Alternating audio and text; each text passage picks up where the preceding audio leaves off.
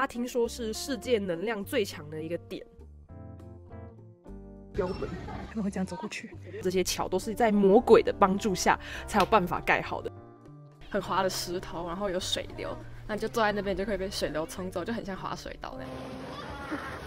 那里的房子呢，好像都是很厉害的艺术家住的，就是又有钱又有灵性的艺术家，所以那边的样貌就是真的是平常我们不会看到的，很像在一个异世界里面。Hello， 大家好，我是 Sonia， 我是 Ellen， 对，她是我的妹妹，很久没有看到的妹妹。但是呢，我们前一阵子呢，一起在美国度过了1个月，很累，因为我们一直在爬山跟下水，但是是一个还蛮好的经验。对，那时候我们是参加一个我妈妈朋友办的一个类似营队的活动，然后主要就是去拜访能量圣地，顺便就是训练体能这样，其实真的是蛮特别的一个经验。然后呢，这个影片呢，我会主要以就是圣多纳 Sedona 为主，但是我也会顺便介绍一下我们这次的行程，因为真的太有趣了，想要分享给你们。好，那在影片开始之前，记得先订阅我的频道哟。当时呢，我们是先抵达旧金山机场，然后再一路拉车到 Mount Shasta， 就是雪士达山，然后接下来就是进行一系列的活动。我们几乎都是泡在水里，例如是跳3层瀑布，然后在莫斯比瀑布里面游泳，还有接下来呢到邦尼瀑布走走。那个水应该只有3到5度，它真的是你一进到水，你就会感觉你的骨头都在痛，因为就是那个温差实在是太大了。太美了吧！接下来还有爬山，我们还去爬了一个叫黑尖山的山。那个山呢，就是我最害怕的岩石，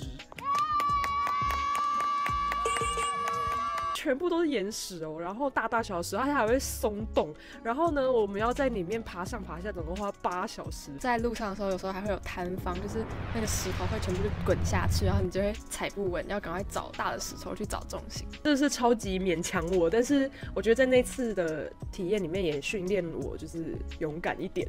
结束之后呢，我们就到了 Arizona， 但在之前我们先飞到了 Las Vegas， 在一个超炎热的沙漠，然后在外面走，然后我们完全就是没有要理拉斯维加斯的繁华，因为实在太热了。然后去完赌城之后，我们就直接住1晚，然后隔天开了6、7个小时到 Sedona 圣多纳。在往圣多纳的路上呢，到了一个休息站，那个休息站据说是离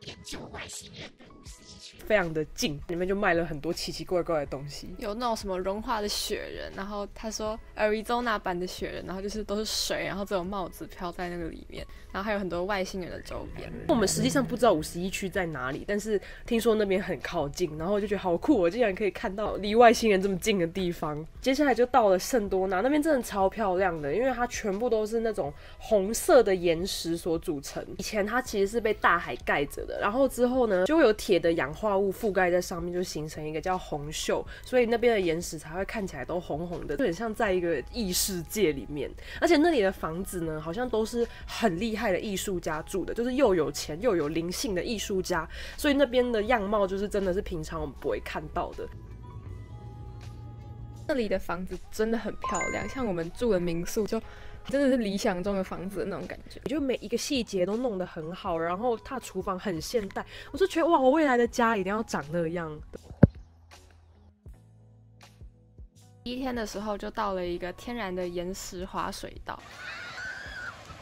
很滑的石头，然后有水流，那你就坐在那边，你就可以被水流冲走，就很像滑水道那样，但是很容易撞到，所以我们就撞来撞去，然后到处都OK。那边真的超酷，它没有青苔哦，但那个红岩就是碰水之后，它就自然就超滑，然后你就会滑，然后你可能就会有一些你知道刺刺的石头就会摩擦你的皮肤，而且那边就是你想站都站不完，就可能你走到一个地方说来拍照，然后你走过去就被滑走。对，我们刚刚就在这边轮流一个一个冲头，很像做 SPA， 超舒服的，小朋友都很会玩，其实蛮好玩的，推荐大家过去玩玩看。然后第2天呢，是我们在圣多纳里面最有挑战性的一天，我们去了一个地方叫做恶魔桥。那恶魔桥呢，总共有1.8英里长，然后它几乎都是平地，只有最后一小段需要用到手脚并用爬一个岩石类的阶梯，总共要花大概2、3个小时，你就会看到这个顶端。这边看起来很细，他们会这样走过去。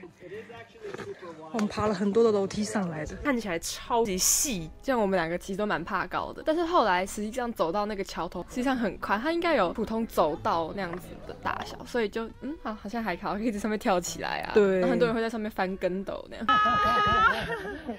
它不难走，就是一般的平地，但就是真的很热很热，然后没有树荫，一定要喝很足够的水，不然很容易就有衰竭。长时间体能活动，记得一定要吃盐糖。恶魔桥呢，它其实是不止一个的，它在世界上好像有6、7座。那据说是以前古代的时候，因为蛮族入侵，然后一度这个造桥技术就失传了，所以他们说这些现在你看到这些桥都是在魔鬼的帮助下才有办法盖好的，所以就是才叫恶魔桥 （Devil's Bridge），就蛮有趣的。然后你往下看，它其实是一个拱形的形状，那个是由恶魔之手帮助建造的桥，有没有听起来神秘？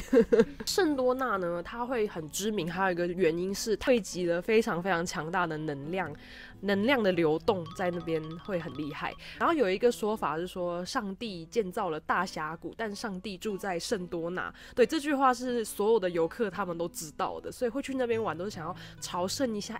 这边怎么有那么好的能量？然后听说你去摸那个热热的岩石，你也会吸收到大地的能量。在圣多纳的倒数第2天，我们去了一个很特别的地方，叫做中岩 Bell Rock。它听说是世界能量最强的一个点。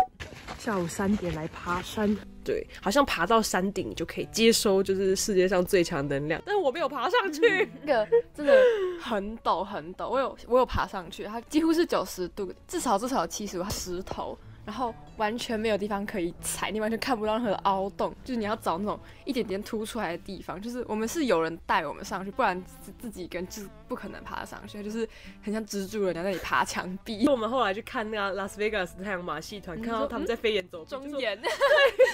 爬中岩，而且他们还有支撑点，我们没有支撑点。我也没体力，所以我就直接说你们爬吧，我吸收不了正能量了。而且还有一个地方往上好久都没有平地，然后我就卡在一个中间，然后就要往上爬，可是我找不到地方可以踩。我想说好，那我先到下面等一下其他人，结果发现我没有办法往下走，因为我只要再往后踩一步，我就会整个人滑下去。还好就有人把我拉上去。太恐怖了，我真的没有办法。对，所以各位如果你们有想挑战踩上世界最强能量点的话，可以去一下中岩。对，